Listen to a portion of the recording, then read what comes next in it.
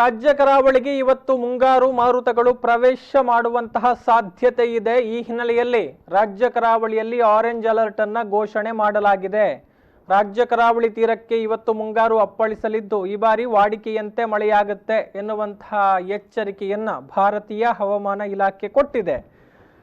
ಸೋಮವಾರ ಕೇರಳಕ್ಕೆ ಮುಂಗಾರು ಮಾರುತ ಅಪ್ಪಳಿಸಿದ್ದು ಇವತ್ತು ಕರ್ನಾಟಕ ರಾಜ್ಯಕ್ಕೆ ಪ್ರವೇಶವನ್ನು ಪಡೆದುಕೊಳ್ಳುತ್ತೆ. ಈ ವೇಳೆ ಕರಾವಳಿ ಭಾಗದಲ್ಲಿ ಭಾರಿ ಗಾಳಿ ಸಹಿತ ಮಳೆ ಸುರಿಯುತ್ತೆ. ಸಮುದ್ರದ ಅಬ್ಬರ ಕೂಡ ಬಹಳಷ್ಟು ಪ್ರಮಾಣದಲ್ಲಿ ಹೆಚ್ಚಾಗಿರುತ್ತೆ. ರಾಜ್ಯ ಕರಾವಳಿ ಭಾಗದಲ್ಲಿ ಕಳೆದ ವರ್ಷಗಳಿಗಿಂತ ವಾಡಿಕೆಗಿಂತ ಹೆಚ್ಚು ಮಳೆಯಾಗಿದ್ದು ಈ ಬಾರಿ ಕೂಡ ಹೆಚ್ಚಿನ ಮಳೆ ಸುರಿಯಬಹುದು ಎನ್ನುವಂತಹ ಒಂದು ನಿರೀಕ್ಷೆಯನ್ನ ಹೊಂದಲಾಗಿದೆ. ಮುಂಗಾರು ಋತುವಿನ ಜೂನ್ನಿಂದ ಸೆಪ್ಟೆಂಬರ್ ವರೆಗಿನ ಅವಧಿಯಲ್ಲಿ ಕರಾವಳಿ ಭಾಗದಲ್ಲಿ ಒಟ್ಟು 3019 ಮಿಲಿಮೀಟರ್ನಷ್ಟು ವಾಡಿಕೆ ಮಳೆಯಾಗಬೇಕು. ಆದರೆ ಕಳೆದ 2 ವರ್ಷಗಳ ಪರಿಸ್ಥಿತಿಯನ್ನು ನಾವು ಗಮನಿಸಿದರೆ ಕರಾವಳಿಗೆ ವಾಡಿಕೆಗಿಂತ ತಡವಾಗಿ ಮಳೆಗಾಲ ಆರಂಭಗೊಂಡಿತ್ತು. ಬಹುಶಃ ಕಳೆದ ಮಳೆಗಾಲದ ಅವಧಿಯನ್ನು ನಾವು ಪರಿಗಣಿಸಿದರೆ ಜೂನ್ ಇಡೀ ತಿಂಗಳು ಮಳೆಯ ಪ್ರಮಾಣ ಬಹಳಷ್ಟು ಕಡಿಮೆ ಇತ್ತು. ಜುಲೈ ಬಳಿಕ ವೇಗವನ್ನು ಪಡೆದುಕೊಂಡಿತ್ತು. ಆ ಬಳಿಕ ವ್ಯಾಪಕವಾಗಿ ಮಳೆ ಸುರಿದು ಪ್ರವಾಹ ಪರಿಸ್ಥಿತಿ ಕೂಡ ಜಿಲ್ಲೆಯಲ್ಲಿ ಉದ್ಭವ ಆಗಿರುವಂಥದ್ದನ್ನು ನಾವು ಇಲ್ಲಿ ನೆನಪಿಸಿಕೊಳ್ಳಬಹುದು. ಅಂದರೆ ಕಳೆದ ವರ್ಷದ ಪರಿಸ್ಥಿತಿಯನ್ನು ನೋಡಿದರೆ ಜೂನ್ 14ರ ಬಳಿಕವೇ ಮುಂಗಾರು ರಾಜ್ಯಕ್ಕೆ ಪ್ರವೇಶವನ್ನು ಪಡೆದಿರುವಂಥದ್ದು. ಜೂನ್ನಿಂದ ಸೆಪ್ಟೆಂಬರ್ ವರೆಗಿನ ಮುಂಗಾರು ಋತುವಿನಲ್ಲಿ ದಕ್ಷಿಣ ಕನ್ನಡ ಜಿಲ್ಲೆಯಲ್ಲಿ 5%, ಉಡುಪಿ ಜಿಲ್ಲೆಯಲ್ಲಿ 21% ಮತ್ತು ಉತ್ತರ ಕನ್ನಡ ಜಿಲ್ಲೆಯಲ್ಲಿ 33% ಮಳೆಯಾಗಿತ್ತು.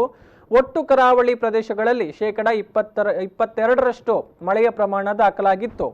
ಏನೋ ಕಳೆದ ತಿಂಗಳು ಬಂಗಾಳಕೊಲ್ಲಿಯಲ್ಲಿ ಸೃಷ್ಟಿಯಾದಂತಹ ಅಂಫಾನ್ ಚಂಡಮಾರುತ ಏನಿದೆ ಅದರಿಂದ ಕೂಡ ಕರಾವಳಿ ಭಾಗಕ್ಕೆ ಪರಿಣಾಮ ಉಂಟಾಗಿದೆ ಅನ್ನುವಂಥದ್ದನ್ನು ನಾವು ನೋಡಬಹುದು.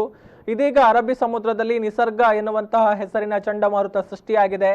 ಇದರ ಪರಿಣಾಮ ಭಾರಿ ಮಳೆಯಾಗುವಂತಹ ಸಾಧ್ಯತೆ ಇದೆ. ಇನ್ನು ಕರಾವಳಿ ಭಾಗದಲ್ಲಿ ತಾಪಮಾನ ಕೂಡ 39 ಡಿಗ್ರಿ ಸೆಲ್ಸಿಯಸ್ ವರೆಗೂ ಕೂಡ ಏರಿಕೆಯಾಗಿತ್ತು. ಬಹುಶಃ ಇದು ಕೂಡ ಮುಂಗಾರು ಪ್ರಬಲಗೊಳ್ಳೋದಿಕ್ಕೆ ಸಹಕಾರಿಯಾಗುತ್ತೆ ಎನ್ನುವಂತಹ ವಿಶ್ಲೇಷಣೆಯನ್ನ ಹವಾಮಾನ ತಜ್ಞರು ಈಗ ಹೇಳ್ತಾ ಇದ್ದಾರೆ. ಈ ನಡುವೆ ಅರಬ್ಬಿ ಸಮುದ್ರದಲ್ಲಿ ಉಂಟಾದಂತಹ ನಿಸರ್ಗ ಹೆಸರಿನ ಚಂಡಮಾರುತ ಮತ್ತು ಕೇರಳ ಭಾಗಕ್ಕೆ ಮುಂಗಾರು ಪ್ರವೇಶಿಸಿದ ಹಿನ್ನೆಲೆಯಲ್ಲಿ ರಾಜ್ಯ ಕರಾವಳಿ ಭಾಗದಲ್ಲಿ ಕಳೆದ 2-3 ದಿನಗಳಿಂದ ವ್ಯಾಪಕವಾಗಿ ಉತ್ತಮವಾಗಿ ಮಳೆ ಸುರಿತಾ ಇದೆ. ನಿನ್ನೆ ಕೂಡ ದಕ್ಷಿಣ ಕನ್ನಡ ಜಿಲ್ಲೆಯಾದ್ಯಂತ ವ್ಯಾಪಕವಾಗಿ ಮಳೆ ಸುರಿದಿದೆ. ಸೊ ಇವತ್ತು ಮುಂದಿನ ಕೆಲ ದಿನಗಳ ಕಾಲ ಇದೇ ಒಂದು ಪ್ರಮಾಣದಲ್ಲಿ ಮಳೆ ಸುರಿಯುವಂತಹ ಸಾಧ್ಯತೆಗಳಿದೆ. ಹೀಗಾಗಿ ಕರಾವಳಿಯಲ್ಲಿ ಆರೆಂಜ್ ಅಲರ್ಟ್ ಅನ್ನ ಘೋಷಣೆ ಮಾಡಲಾಗಿದೆ.